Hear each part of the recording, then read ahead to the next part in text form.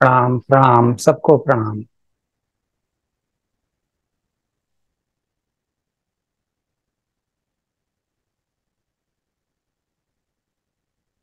ओम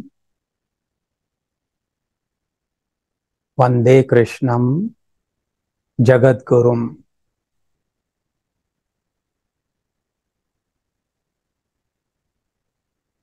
वंदे कृष्णम जगद्गुरुम।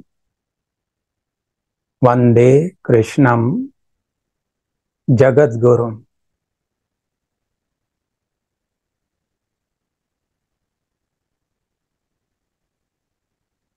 हम लोग भगवत गीता का फर्स्ट चैप्टर स्टडी कर रहे हैं। पहले श्लोक में धृतराष्ट्र ने कुछ कहा, दूसरे में दुर्योधन ने कुछ बोलना शुरू किया। हमने धृतराष्ट्र और दुर्योधन की क्वालिटीज, उनके जो गुण अवगुण हैं, उनको थोड़ा समझा और ये भी समझा कि साधना पथ में अगर ये सब अवगुण रहते हैं तो बहुत प्रोग्रेस नहीं की जा सकती है। इतना अहंकार, इतना मोह, इतना क्रोध, इतनी तृष्णा, इतनी स्पृहा, इतनी घृणा, ईर्ष्या, मात्सर्य,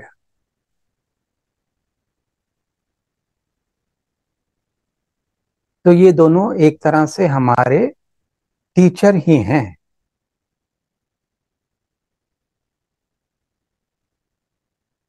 हमें अंतर्मुखी होना है, मन को स्थिर करना है।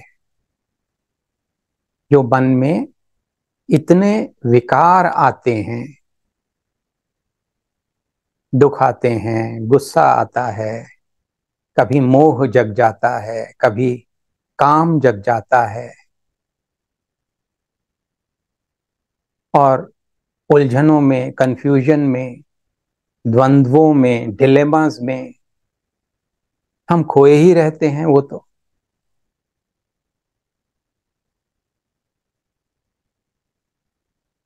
एक कहानी सुनो, बहुत सुंदर।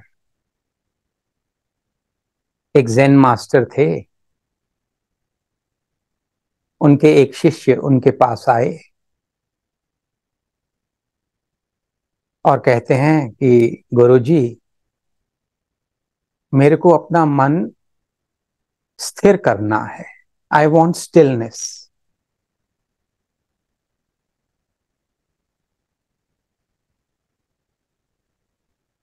गुरुजी ने कहा, मेरे साथ बाहर चलो। बाहर अपने बागान में ले गए। वहां उन्होंने शिष्य को एक बांस का, एक बैम्बू का एक जो झुंड होता है वो दिखाया। उसमें एक बांस की तरफ उसको कहा, इसको ध्यान से देखो। वो बांस कोई 100 फुट ऊंचा था।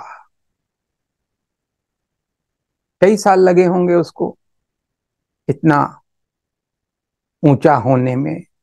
शायद 8-10 साल का समय लगता है। शिष्य देख रहा था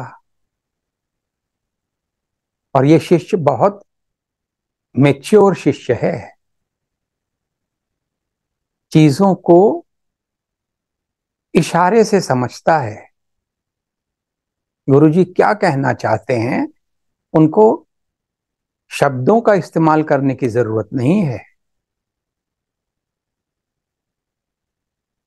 अब गुरुजी ने उसको कहा, एक छोटा बांस था, कोई 2 फुट ऊंचा, बस अभी अभी पनपना शुरू ही हुआ था।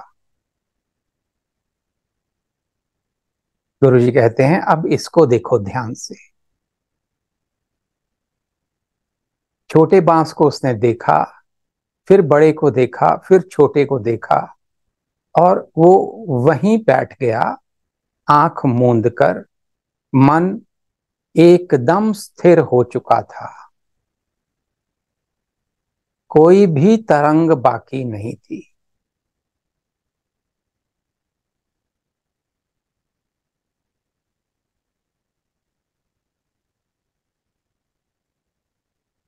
कोई भी तरंग बाकी नहीं थी।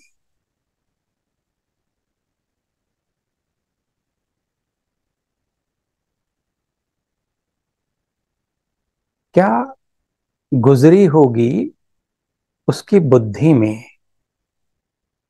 अपने को उस शिष्य की जगह खड़ा कर दो।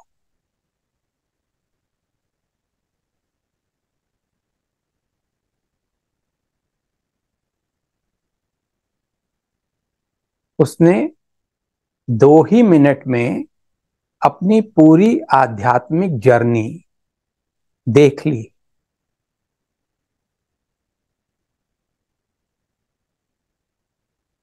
और तय कर ली।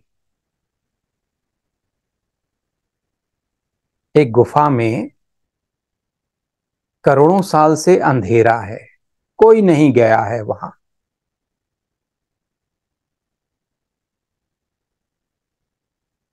आप पहुंचते हैं, आपको उजाला चाहिए, आप अपने बैग से टॉर्च निकालते हैं, जला देते हैं, उजाला हो गया।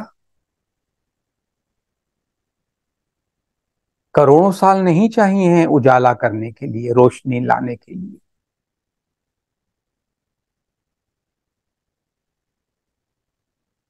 अज्ञान कैसे दूर होता है? करोड़ों साल नहीं चाहिए अज्ञान दूर करने के लिए। बस गुरु जी का इशारा ही काफी था उसके लिए कि ये तेरी जर्नी है।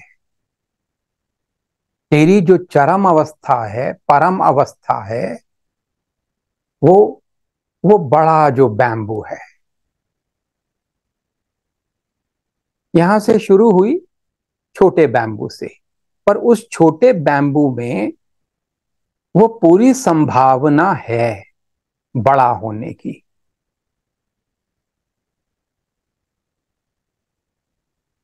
प्रकृति खुद हेल्प करती है हमें भी। जो हम निज निकेतन की बात करते हैं, जो हम अपने बेस्ट वर्जन, अपनी परम अवस्था के बारे में सोचते हैं,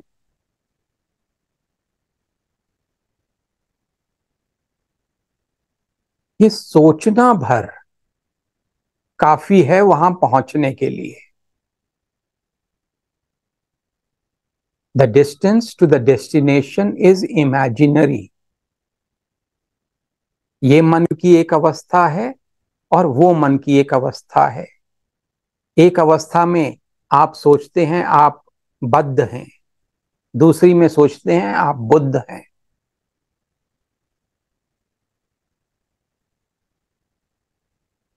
तो भगवान कहते हैं जैसी आपकी श्रद्धा है वो ही आप हैं।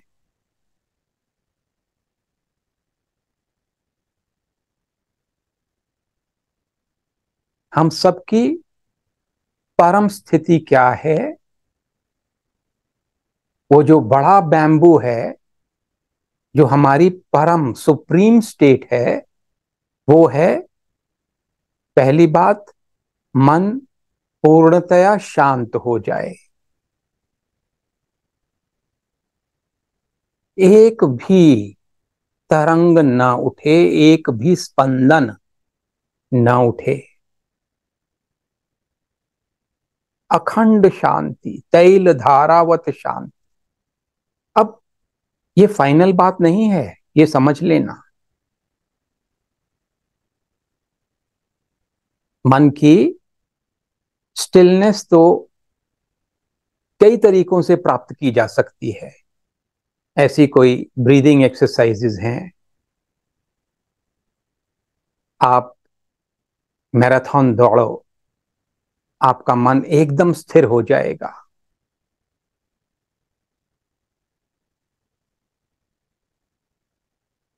आप सूर्योदय देख रहे हैं समुद्र किनारे खड़े होकर, आप अवाक हो जाते हैं।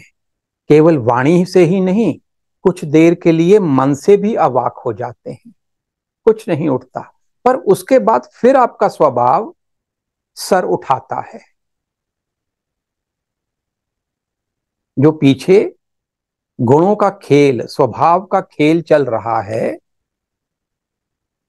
वो फिर बार बार फन उठाता है। उसको शांत करने के लिए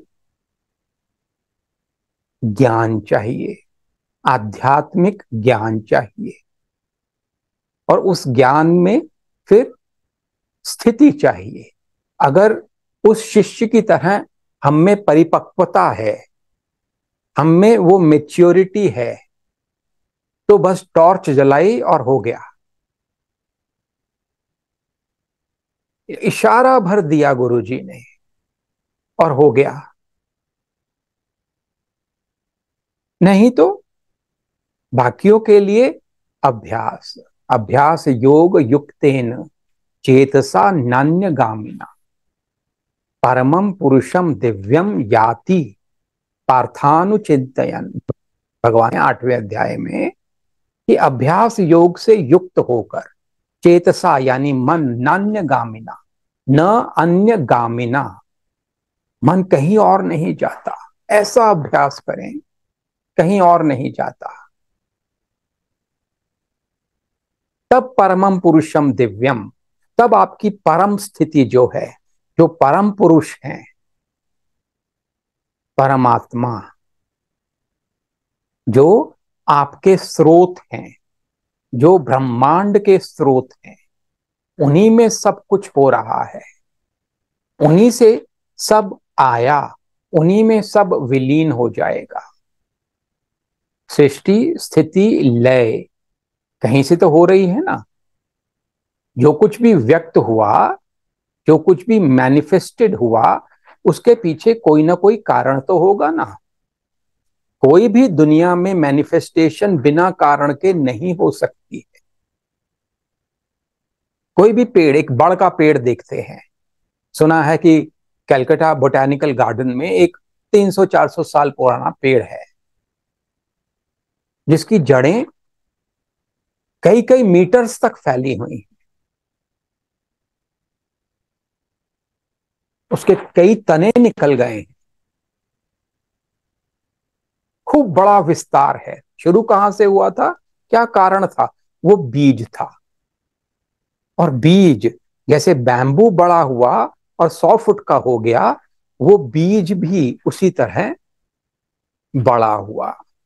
जो भी प्रोसेस रहा होगा, प्रकृति ने हेल्प करी, सूर्य नारायण ने हेल्प करी, पृथ्वी ने हेल्प करी, फिर जल वायु सब कुछ मिलके वो पनपा, बड़ा हुआ।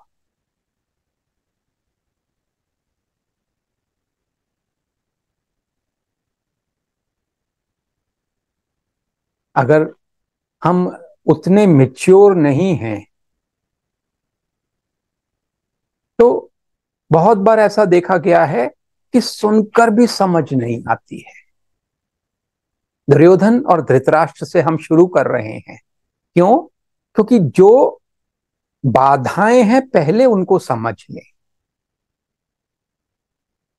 जो मन के वो अवगुण हैं जिनके रहते कोई प्रोग्रेस नहीं हो सकती, उनको समझ लें। नहीं तो क्या होगा, ज्ञान ऐसे पड़ेगा भूमि पर जैसे बंजर भूमि पे पड़ता है। वहां पर वो बीज, वो पेड़ नहीं बनेगा, वो वहीं मर जाएगा। एक कान से सुनोगे, दूसरे से निकाल दोगे। एक बहुत खूबसूरत रमणा महर्षि की कहानी है कि उनके आश्रम में जहां वो रहते थे बहुत सारे बंदर थे, मोर थे और गिलहरियां और अलग अलग तरह के सब पक्षी और पशु वो रमणा महर्षि के कमरे में आते थे, उनसे खाना लेते थे, वहां बैठते थे, बाहर जाते थे। वो एक परिवार सा था, लोग भी थे और ये जानवर भी थे।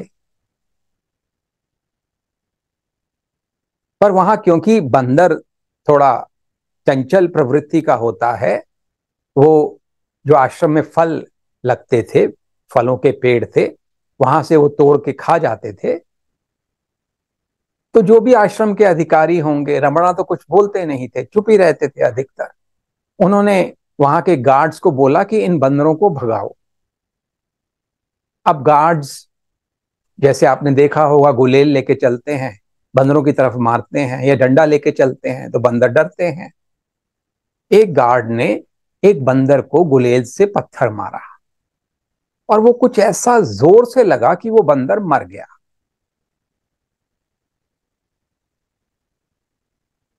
अब बंदर की जो फैमिली थी और उसकी जो कम्युनिटी थी, मतलब 50-100 बंदर के करीब करीब, और उनका राजा, उनकी रानी, उनकी अपनी दुनिया चलती है, वो सब वहां आ गए और उसको घेर कर विलाप करने लग गए, रोने लग गए। रमणा को पता लगा ये क्या हो गया। रमणा, जैसे ही उन्होंने सुना, वो बाहर आते हैं और उन बंदरों के बीच में जाके बैठ जाते हैं, उनको थोड़ी सांत्वना देते हैं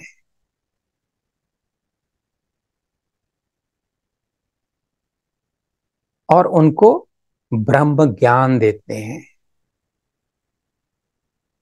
ये देह तो नश्वर है,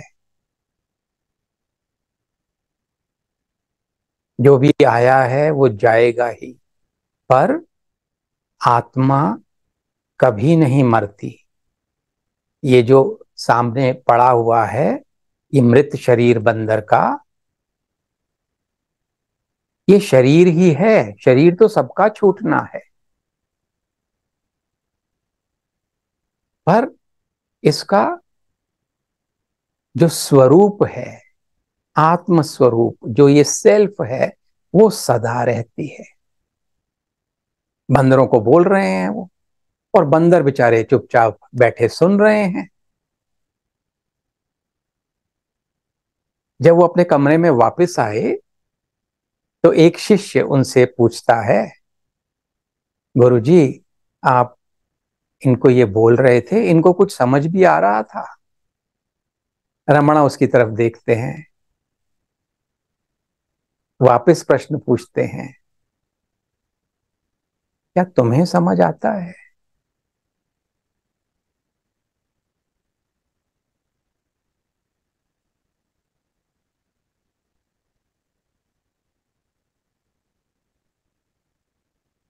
अधिकतर देखा गया है कि आध्यात्मिक लोगों की भी दो जिंदगियां चल रही होती।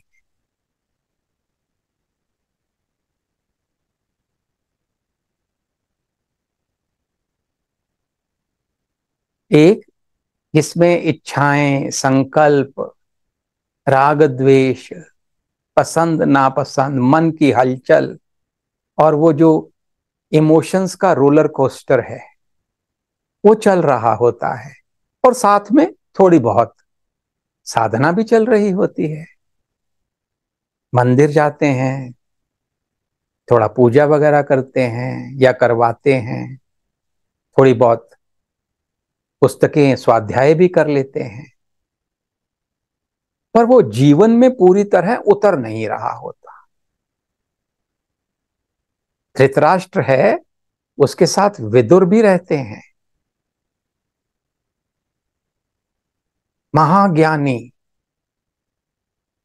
अगर श्री कृष्ण के बाद महाभारत में अगर मुझसे पूछो कि श्री कृष्ण अलग बात है, वो लेवल अलग है, पर जितने बाकी लोग थे उनमें प्रमुखतः कौन कौन अच्छे साधक थे? तो विदुर का नाम अग्रज हैं। वो धृतराष्ट्र के भाई हैं। उनको हर समय सत्संग देते हैं और रास्ता दिखाने की कोशिश करते हैं। दुर्योधन को भी फटकारते हैं, शकुनी को भी फटकारते हैं। धृतराष्ट्र को तो उनका काम ही है, ये वो मंत्री हैं, महामंत्री हैं। पर वो बंजर भूमि है। जो हमने अवगुण अभी समझे, वो उसके अंदर धृतराष्ट्र और दुर्योधन में भरमार है। इसलिए वहां पर स्पिरिचुअल पौधा पनप नहीं पाता।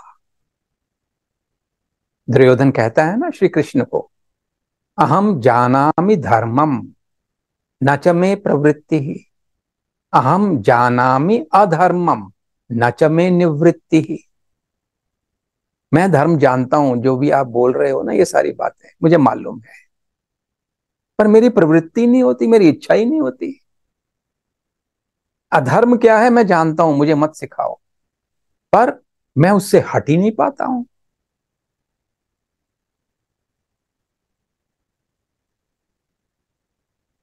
आप सोचो, रमणा के साथ रह रहे हैं एक रियलाइज्ड बंदा, और भगवान के अवतार माने जाते हैं। पिछली सेंचुरी के जो मेन स्पिरिचुअल लोग थे भारतवर्ष के, उनमें रमणा का नाम सबसे ऊपर ही आएगा। उनके साथ रहने वाले भी चीजें नहीं समझ रहे हैं। आश्रम में पॉलिटिक्स चल रही है उनके जीते जी। मतलब मन की गति, ये माया का प्रभाव बहुत दुस्तर है, इसको पार पाना। दुर्योधन की बात आगे चलाते हैं। अब दूसरे श्लोक से 10वें श्लोक तक या 11वें तक कह लो, वो आचार्य द्रोण के पास जाता है और उनको बता रहा है कि पांडवों की सेना में कौन कौन है और मेरी तरफ कौन कौन है। किसको बता रहा है? द्रोण को। जैसे भीष्म सेनापति हैं ना उस समय तक, द्रोण भी उनके बराबर के हैं। वो तो चलो, भीष्म को आदर दिया गया, उनको सेनापति बना दिया गया, और बाद में उनके जाने के बाद द्रोण ही बने। दुर्योधन उनका शिष्य है। आप सोचो, आप अपने ऑफिस में जाते हो और अपने ही बॉस से ये बोलना शुरू करते हो कि भाई ये लोग हमारी कंपनी में काम करते हैं, और ये लोग ये हमारे कॉम्पिटिटर्स हैं। इस बात का क्या मतलब है? बॉस क्या सोचेगा आपके बारे में? आप स्कूल जाते हो, पढ़ाते हो आप स्कूल में, और प्रिंसिपल को जाके बोलते हो कि ये फर्स्ट क्लास में ABCD ये टीचर्स के नाम है, और सेकंड क्लास के और थर्ड और फिफ्थ और 11th और 12th ये टीचर्स हैं। प्रिंसिपल क्या कहेगी आपको? तेरा दिमाग खराब है क्या? मुझे मालूम नहीं है। आप केवल मनस्थिति समझने की कोशिश करो। जो मुझे समझ आता है कि दुर्योधन इस समय कंफ्यूज्ड है। वो वीर तो है, इसमें कोई दो राय नहीं है, पर वीरता अपने में काफी नहीं है। शांति बनाए रखने के लिए मन में, सुख देने के लिए मन में, तो एक गुण है उसका। कर्ण की तरफ लॉयल भी है, वो एक गुण है। पर उसके साथ साथ मूर्खता, मूढ़ता भरी पड़ी है। आप एक तरह से अपने गुरु के पास जाके प्रलाप कर रहे हो कि देखो उनकी सेना, भीम और अर्जुन जैसे योद्धा हैं वहां पर, और फिर धृष्टद्युम्न और द्रुपद, जिनसे द्रोण दुश्मनी मानते थे, उनका भी नाम लेता है। फिर अपने यहां का बताता है कि इतने इतने बड़े वीर हैं जो मेरे लिए प्राण त्यागने को, यहां उसका अहंकार समझ आ रहा है, मेरे लिए ये प्राण त्यागने को खड़े हैं। और मेरी सेना जो भीष्म के नेतृत्व में है, इतनी बड़ी महान है उनकी सेना भीम के नेतृत्व में। हालांकि भीम सेकेंडरी योद्धा है वहां पर, जो सेनापति है वो धृष्टद्युम्न है, मेन योद्धा अर्जुन है, पर वो नाम भीम का ले रहा है क्योंकि वो उससे अपनी ज्यादा दुश्मनी मानता है। और दूसरा, वो प्रलाप सा कर रहा है, कंफ्यूज स्थिति में है। और फिर उसके बाद बोलता है कि आप सब मिलके भीष्म पितामह की रक्षा करो। हालांकि भीष्म पितामह को इच्छा मृत्यु का वरदान है, वो जब तक चाहेंगे नहीं तब तक वो मरेंगे नहीं, फिर भी वो कहता है आप सब जाके उसकी उनकी रक्षा करो। पूरे ये 2 से 11 श्लोकों को ध्यान से देखें तो दुर्योधन की जो मनस्थिति है कंफ्यूजन की, उससे सीख लें कि मेरे मन में जो द्वंद्व हैं मुझे उनसे निकलना है। जो मेरे मन में ये प्रलाप चलता रहता है, कभी इस वजह से कभी उस वजह से, उससे मुझे निकलना है। इस प्रलाप के रहते, इस अशांति के रहते, इस हलचल के रहते मैं वो बड़ा वाला बैम्बू नहीं बन पाऊंगा। और रमणा मुझसे भी वही प्रश्न पूछेंगे, तुम्हें समझ आता है क्या?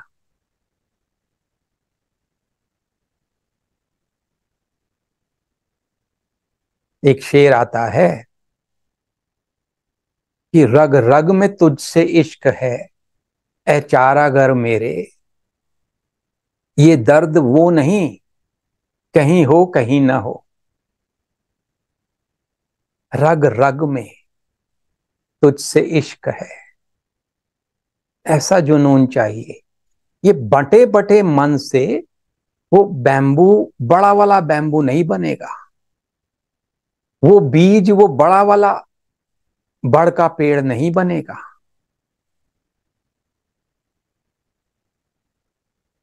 जब तक जो ये दुर्योधनी वृत्तियां हैं, क्रोध, घृणा, ईर्ष्या, अहंकार, घमंड, दर्प, दंभ, मैंने ये किया, मैंने वो किया, ये वाली वृत्तियां रखते हुए मन ही शांत नहीं होगा तो परम स्थिति की तो बात ही कहां, वह तो बात ही नहीं उठती है।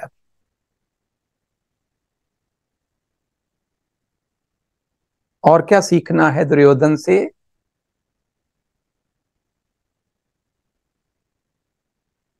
वाणी का तप क्या होता है?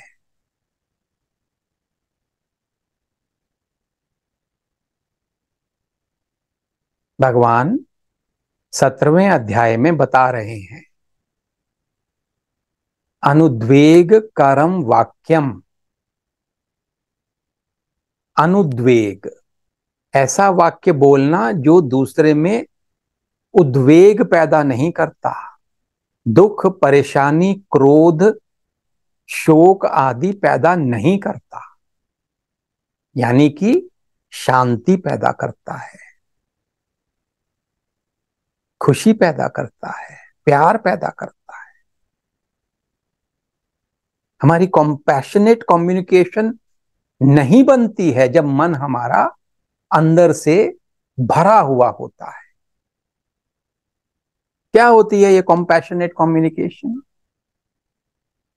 एक तरफ दुर्योधन है और दूसरी तरफ आप देखो श्री कृष्ण को ले लो।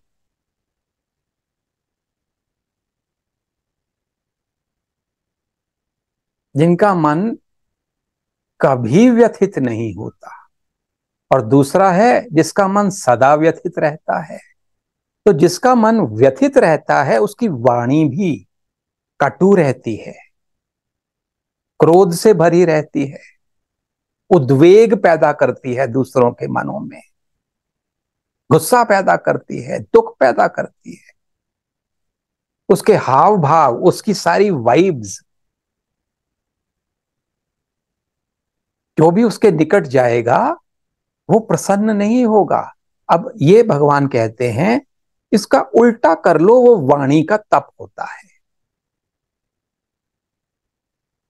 जब आपके अंदर प्रेम, दया, करुणा भरी हो तो ही आप दूसरों के अंदर ये पैदा कर सकते हैं। आपकी वाणी मधुर होगी, कटु नहीं होगी। हम सबको सीखना है, मुझे भी सीखना है ये।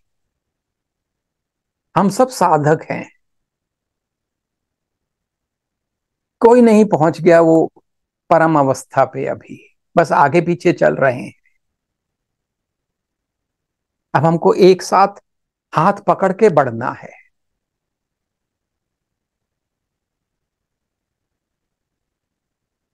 अनुद्वेग करम वाक्यम सत्यम प्रिय हितम च यत्। सत्य बोलना है, नहीं तो चुप रहो। प्रियकर बोलना है, मधुर बोलना है, और हितकर बोलना है। अब यहां प्रश्न उठता है कि अगर सामने वाला थोड़ा बॉसी हो, ओवर बियरिंग, तो क्या करें? आपको अपना पॉइज, अपनी समता नहीं खोनी है, सामने वाला जैसे भी।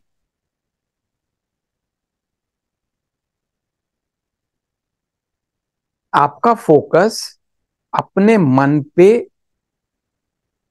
अच्छी तरह रहना चाहिए।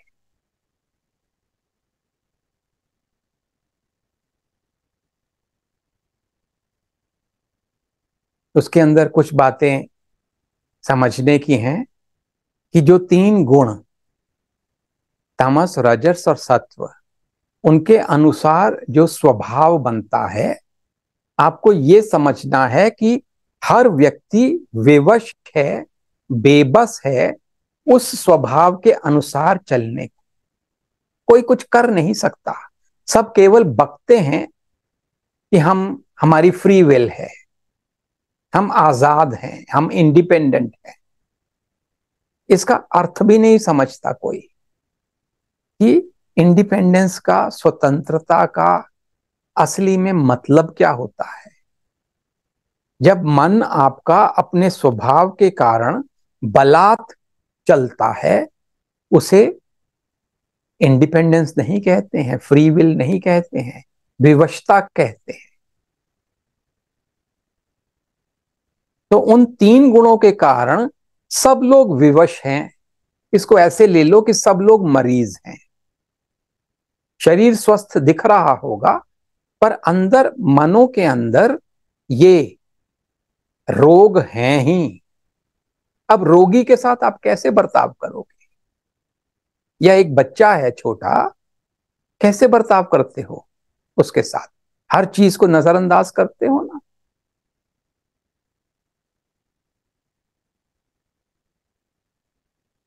तो हमारी कम्युनिकेशन में भी वही करुणा चाहिए और वही सब्र चाहिए। दूसरे को समझना है तो माइंडफुली, अपना बोलने की जल्दी मत करो, सब्र से सुनो कि वो कहां खड़ा होकर अपनी बात कह रहा है, वो प्लेटफॉर्म क्या है उसका। अगर उस प्लेटफॉर्म में बड़े सारी इच्छाएं, द्वेष भरे पड़े हैं, वहां से वो ऐसी बात बोल रहा है, कटु वचन हो सकता है बोल रहा हो। आप चीजों को समझो, you only have to understand and not react. अगर ऐसा कर पाओगे तो वो बैम्बू ग्रो कर रहा है, वो वट वृक्ष ग्रो कर रहा है। और अगर आप भी उसी तरह रिएक्ट करते हैं, कटु वचन बोलते हैं, तो ग्रोथ नहीं हो रही है।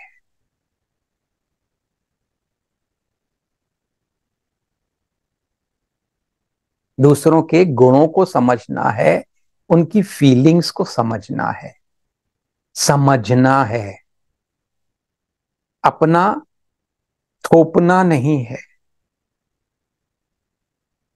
हम यहां दुनिया को बदलने के लिए नहीं आए हुए हैं, यहां तक कि परिवार वालों को बदलने के लिए भी नहीं आए हुए हैं।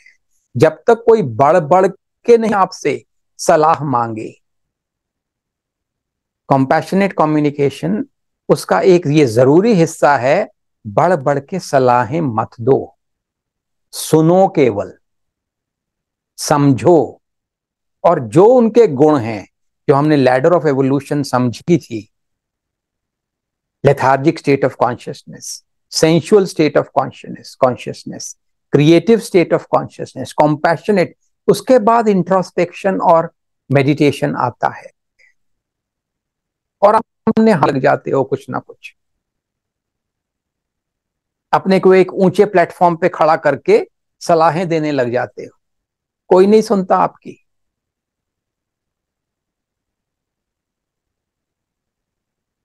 आप इस संसार में अपने लिए आए हो, अकेले आए हो, अकेले जाना है।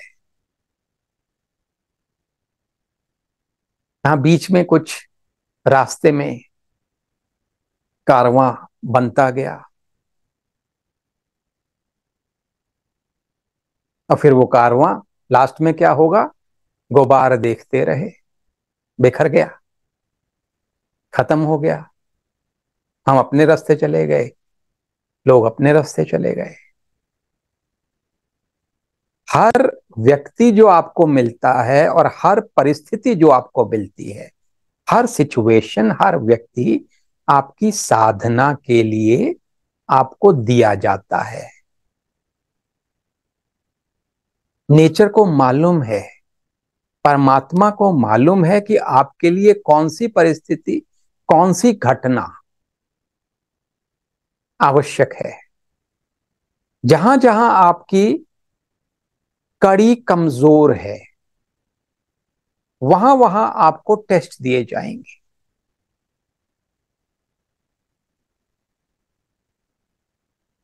जहां जहां आपके आग्रह, आपके मोह फंसे हुए हैं, वहां वहां आपको टेस्ट दिए जाएंगे। किसी का बच्चों में मोह है, एन, आपका प्रश्न है, मैं पढ़ देता हूं।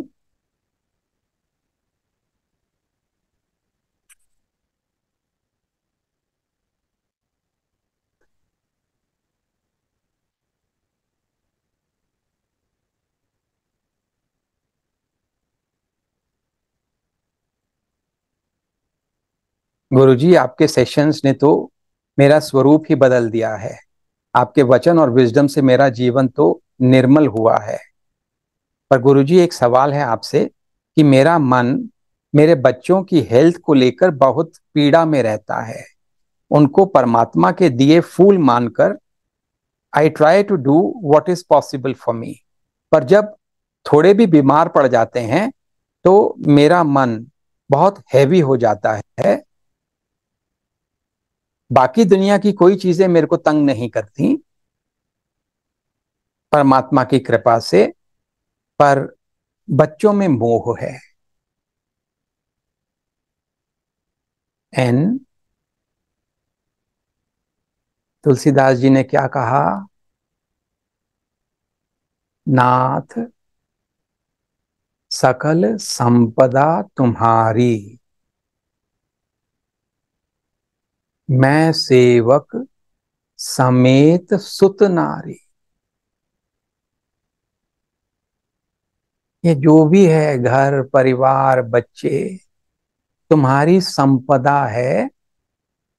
मैं यहां एक सेवक की भांति आया हूं। मैं सेवक।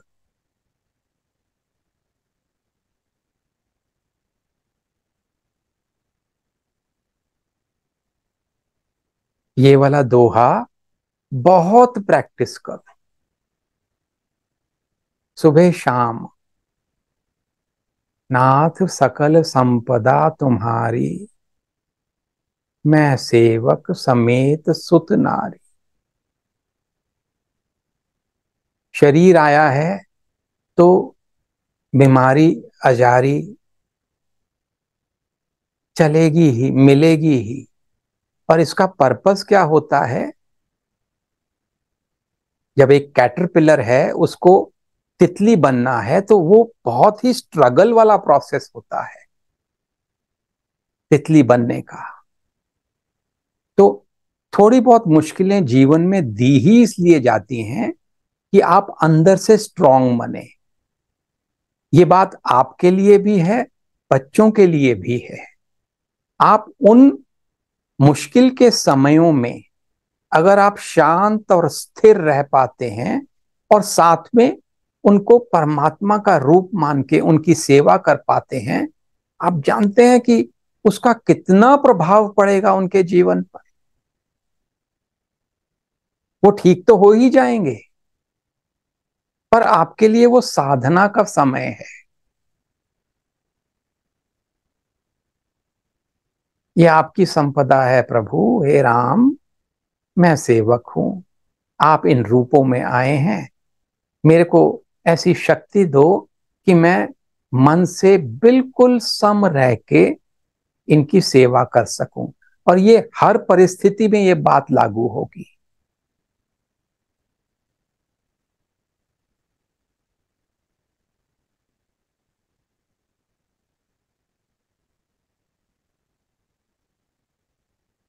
आप एक प्रश्न पूछ रहे हैं कि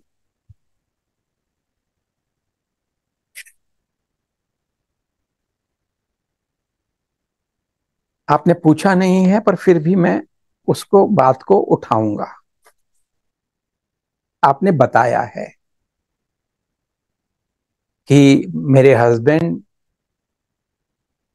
थोड़ा ड्रिंक की आदत है, कभी ज्यादा ले लेते हैं।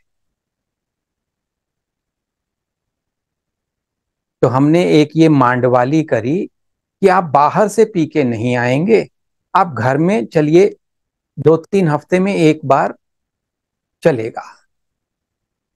पर वो कुछ दिन तक तो ये बात मानते हैं और उसके बाद भूल जाते हैं। तो कलह होती है फिर। और कई बार गुस्सा इतना हो जाता है कि उनको हम कहते हैं घर से निकल जाओ।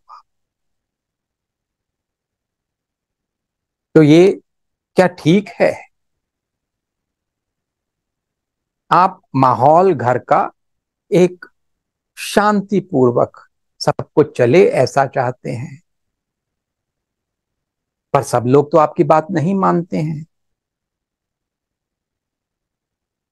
सिर्फ एक बात पे ध्यान दीजिए कि जो भी आप कहें या करें, वो मन में समता और प्यार रख के करना है। दोबारा से उस पूरे प्रकरण को, उस पूरी घटना को इमेजिन करें।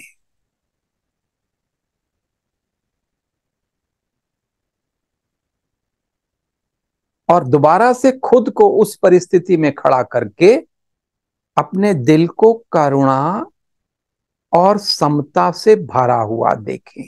अब इस स्थिति में पहुंचकर आप तीर चला सकते हैं, भीष्म पितामह को मार सकते हैं।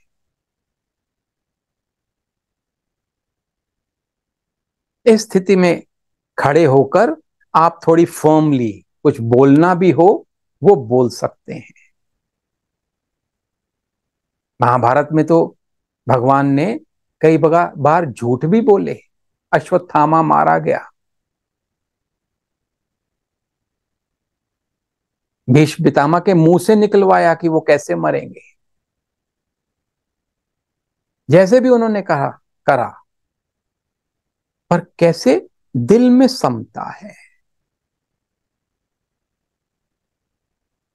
कहते हैं यो माम पश्यति सर्वत्र, वही श्री कृष्ण कह रहे हैं।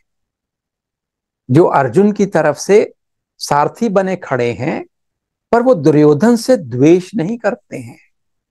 हाँ, कर्तव्य है, करना है, बिना द्वेष के कर्तव्य करना है। दिल में योमाम पश्यति सर्वत्र रखते हुए, रोम रोम में राम रखते हुए कर्तव्य करना है। जिसमें कई बार हो सकता है कि गुस्सा दिखाना पड़े, थोड़ी फर्मनेस दिखानी पड़े, क्योंकि तामसिक व्यक्तियों को थोड़ी फर्मनेस दिखानी पड़ती है, पर उसकी वजह से आपका मन व्यथित ना हो, इसका ध्यान रखें। पर आप बहुत अच्छा कर रही हैं, ब्लेस यू, शाबाश। एक और बात आप पूछ रहे हैं कि कई बार चींटियों को मारना पड़ जाता है। मैं खूब खुद वैष्णव हूं, दूसरों को भी कहती हूं कि ये नहीं करना चाहिए, पर कई बार इतनी ज्यादा हो जाती हैं। देखो भाई, मारना तो, इसके अंदर तो दो राय ही नहीं है, चाहे वो चींटी है, भगवत स्वरूप है, उसके अंदर वही प्रकाश है जो आप में है, जो किसी में भी है। तो अपने कर्म तो खराब नहीं करने, इसमें कोई दो राय नहीं है, पर फिर भी बचा कैसे जाए। एक दो चीजें समझ लो, जहां जहां वो होल्स होते हैं या गमले होते हैं, उसमें हल्दी का छिड़काव कर दो, वो फिर वहां नहीं आएंगी। या एक मिक्सचर बना लो, जिसमें गर्म पानी में कपूर मिलाओ, डिटॉल मिलाओ, बोरिक एसिड मिलाओ, और सिरका विनेगर मिलाओ, और उसको एक बॉटल में, स्प्रे बॉटल में डाल लो, वह जहां छिड़कना है वहां छिड़क दो। और कई जगह वो इकट्ठी हो भी जाए तो बहुत ही नरम हाथों से, फूल झाड़ू से उनको एक साइड करो। मरनी नहीं चाहिए। अचानक हो जाए वो बात अलग है, पर जानबूझ के नहीं। ये सारे कर्म, भीष्म पितामह को भूलना मत, बाणों की शैया पर उनको लेटना पड़ा था। जानबूझकर नहीं करना है कुछ भी ऐसा जीव हत्या।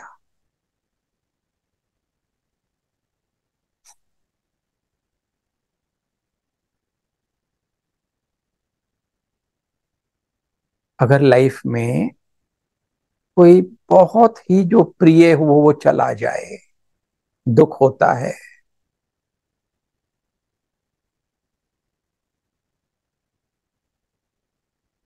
मैं बिल्कुल आपके साथ हूं। मुझे याद है कि मेरी सिस्टर मुझसे 1.5 साल बड़ी थी। वो अपनी सेकंड डिलीवरी के बाद उसकी डेथ हो गई। अब जो भी हम कारण कहें, डॉक्टरों की लापरवाही हुई, जो भी हुआ, पर वो नहीं बची। मैं उस समय फ्रांस में था, और ये 2-3 दिन के अंदर ही हो गया। मैं वहां पहुंच भी नहीं पाया वापस। तो ऐसे घाव होते हैं ना कई, जिसको भरते भरते टाइम लगता है। मेरा तो चलो फिर कुछ समय में भर गया, पर मेरे को अपनी माँ का याद है, उनको कम से कम 10 साल लगे थे।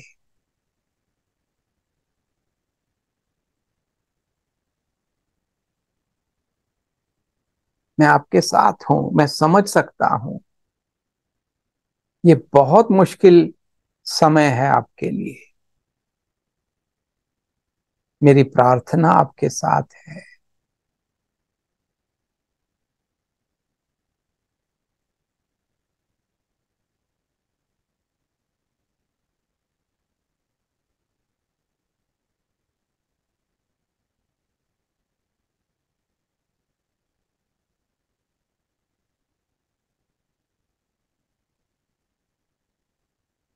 अब आप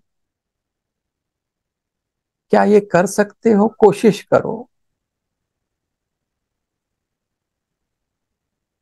कि दुख की वृत्ति को बदल के प्रार्थना की वृत्ति में कन्वर्ट कर दो। आपके जो भी इष्ट हैं उनको अपने हृदय में विजुअलाइज करो एक प्रकाश पुंज के रूप में। मान लो श्री राम हैं आपके हृदय में, प्रकाश से, बिल्कुल सिल्वरी प्रकाश से,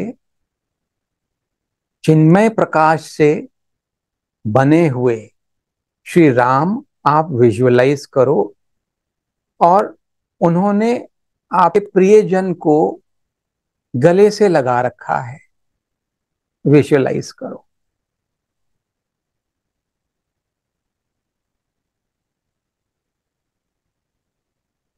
और वो उनमें मर्ज हो गए, एक हो गए।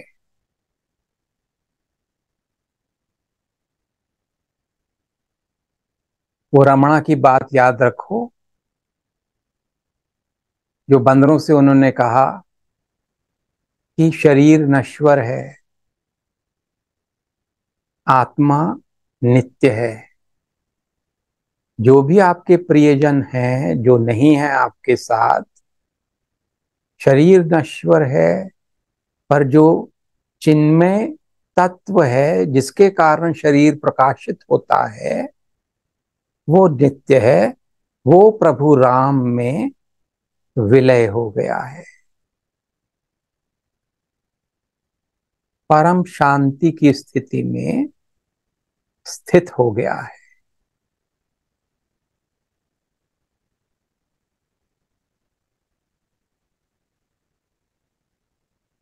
और मन ही मन जितना हो सके, जितना हो सके दिन में राम राम राम राम राम राम राम राम राम राम राम। दीन दयाल बिरद संभारी, हरहु नाथ मम संकट भारी।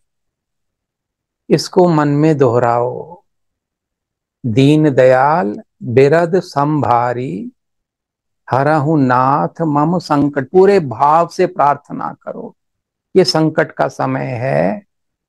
हरहु नाथ मम संकट भारी, अपनी हिम्मत से मैं नहीं ये कर पाऊंगी या कर पाऊंगा, आप मुझे हिम्मत दो।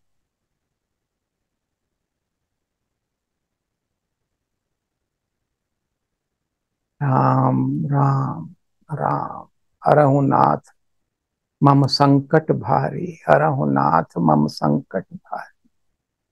राम राम राम।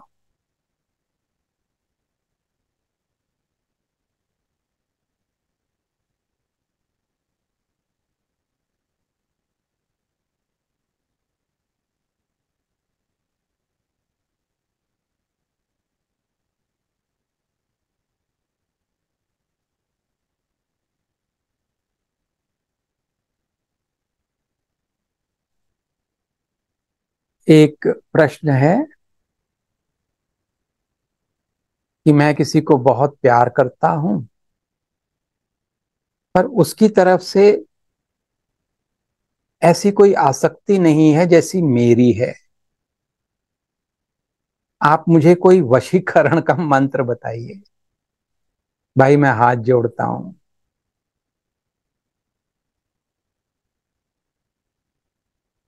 पर ये बता देता हूं कि तुम गलत रास्ते पे हो।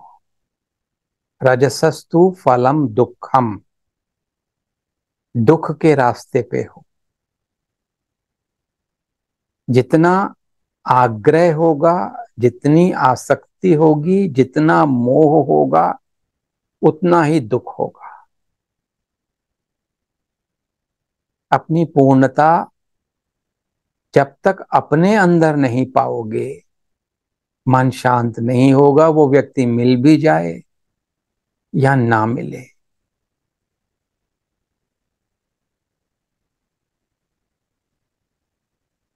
मैं पूर्ण, मैं खुद में पूर्ण हूं, मैं खुद में पूर्ण हूं। आई इक्वल सी, मैं कंप्लीट हूं। पूर्णमदः पूर्णमिदम्। इसके बजाय कि किसी के पीछे भागो, साधना करो।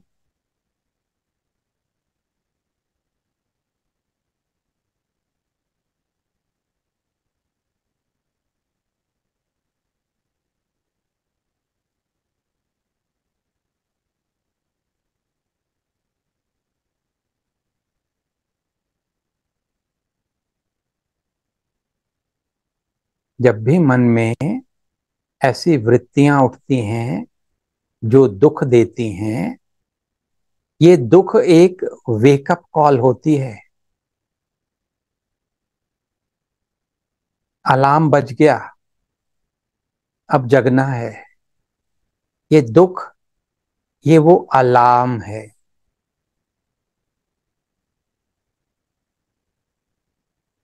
अंतर्दृष्टि करने का समय आ गया है। अपने स्वरूप को जानने का और उसके लिए मन को परम शांत करने का समय आ गया है।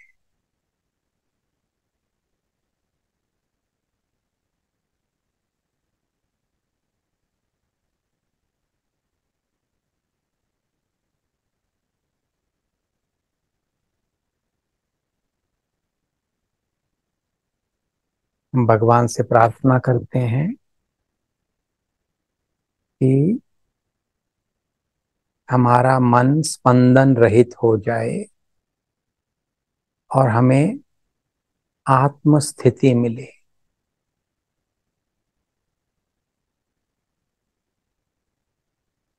ओम ओम सुखिनः सर्वे सन्तु निरामयाः, सर्वे भद्राणि पश्यन्तु, माँ कश्चित् दुख भाग भवेत्। ओम शांति शांति शांति। हरि ओम तत्सत। हमारा मन परम शांति को प्राप्त हो, हमें अपने स्वरूप में स्थिति मिले, सबका कल्याण हो। हरि ओम तत्सत। Thank you so much. Thank you, thank you and bless you all. Thank you.